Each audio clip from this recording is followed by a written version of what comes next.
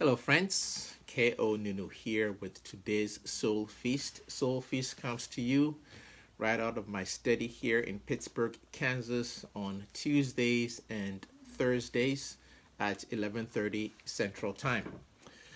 Today I want to share with you a little bit about tips you might use for hard days. Tips for hard days. Now, some of us are finding it very difficult to simply admit that these are hard days. And that's the first thing I want you to know.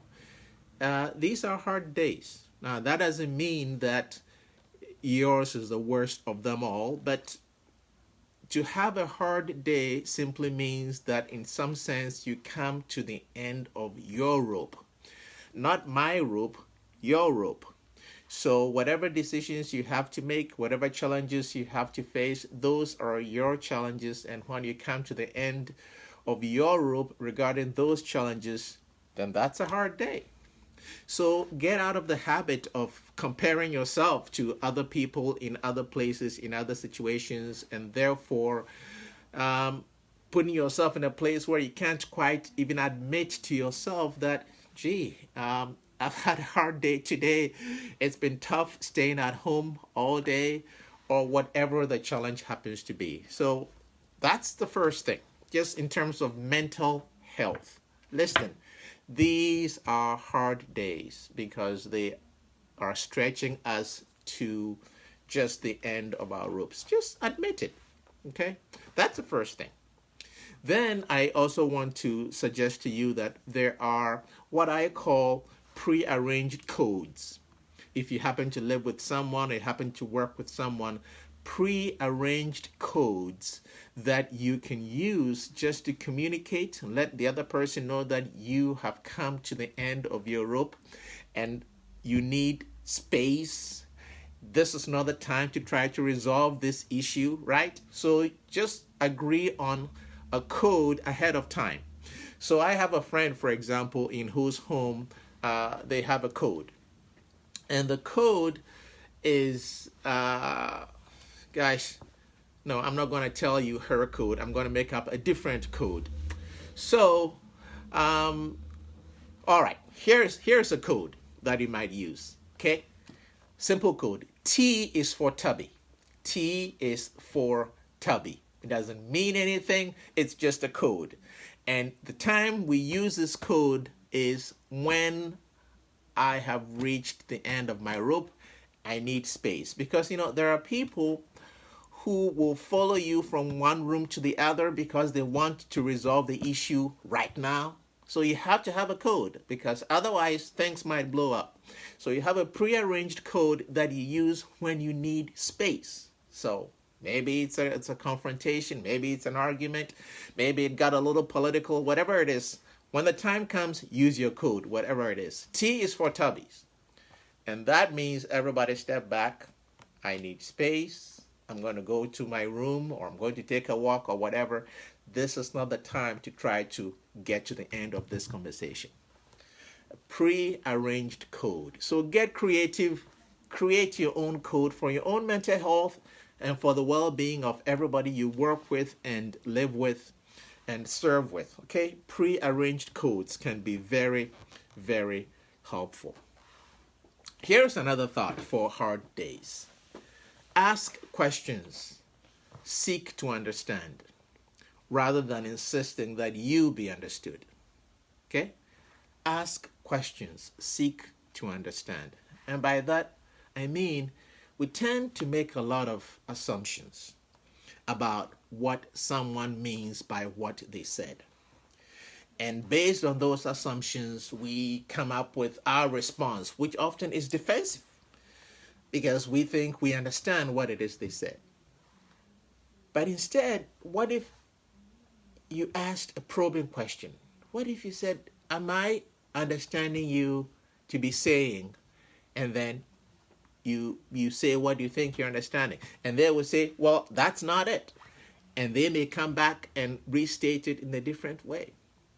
Or you said that John ignored you. when you said hello to him, and for that reason he is disrespectful. Is that what I heard you say? And they get a chance to come back and explain what it is. In other words, instead of assuming that you understand, ask and seek the understanding. Ask the question and seek the understanding. And here is the beauty of asking questions when we are seeking for understanding. The mere effort of leaning in and asking the question tells the other person that you care, that you want to understand. You don't get it. You're not faking it. You want to understand. And so instead of making assumptions, you're asking. That's beautiful. Beautiful. So lean in and ask the question so that you may be informed and so that you can understand. So work for understanding rather than making assumptions. Okay? So we've talked about admitting that it's hard. It's okay to admit that it's hard. It's okay to have pre-arranged codes that helps you to make some space for yourself. It makes sense sometimes to ask questions so that you can understand where other people are coming from. You ask, you may paraphrase, is that what I'm hearing you say? And you just express it, and the other person can let you know where they are. And finally, today I want to share with you that it is also quite appropriate to self-soothe. Self-soothe. And that means, when you step out of the hectic conversation or an intense situation, to take some time and take good care of yourself. And for some people, that's reading a book. For some people, that's taking in a show on your favorite platform for, 10 or 15 or 20 minutes, or an episode or two of something.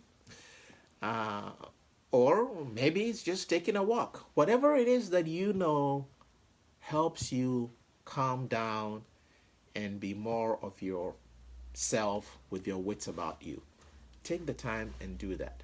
And then when you come back, you can, again, engage the conversation, ask questions, and understand where other people are coming from. Now, that doesn't mean that you don't ever get a chance to say what you need to say. You will get your chance.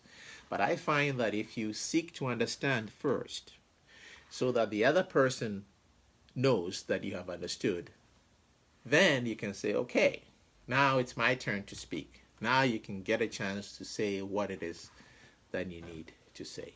One final thought. I don't know of any argument, any intense situation that has to be resolved right now. Most situations can wait for a breather. And sometimes we're too determined to talk about it right now, and we're going to resolve it right now. And maybe it's not time. Maybe the person has not eaten. Maybe they've just come from work. They're in a bad mood. Maybe they're not ready. It's much better to set a time. Okay, I noticed that you left your socks on the floor once again. And we've talked about this before. I'm getting a little bit frustrated. I was wondering if we could make some time to talk about your socks on the floor once again. For an example. And the other person can scratch their head and say, well, I don't know. This is not a good time. How about Friday night at 6? Great. Friday night at 6. Then we can drop the subject for now. We can be okay with one another, knowing that there is a time and a place coming when we will get to talk about what needs to be talked about. Okay? So those are some thoughts towards not only community and well-being, but also mental health in these days of sheltering in place, how to live with yourself, how to live with the people you live with, and work well with the people you work well with. These are hard days. They are challenging times. It's okay to admit that it is hard. Work on some pre-arranged codes. Know some ways of self-soothing. Ask questions. Seek to understand. And then you can express yourself in terms of what you need as well. All of this towards better communication and better well-being with one another. I hope this is helpful. I'll be back again next week No, not next week. This Thursday. I'll be back again this Thursday. And what I'm thinking about doing this Thursday is that I really would like to begin to take us through a series of reflections on the book of Psalms. The book of Psalms. Just take one psalm at a time and talk that through and see if we can find any help in there for one another. Alrighty?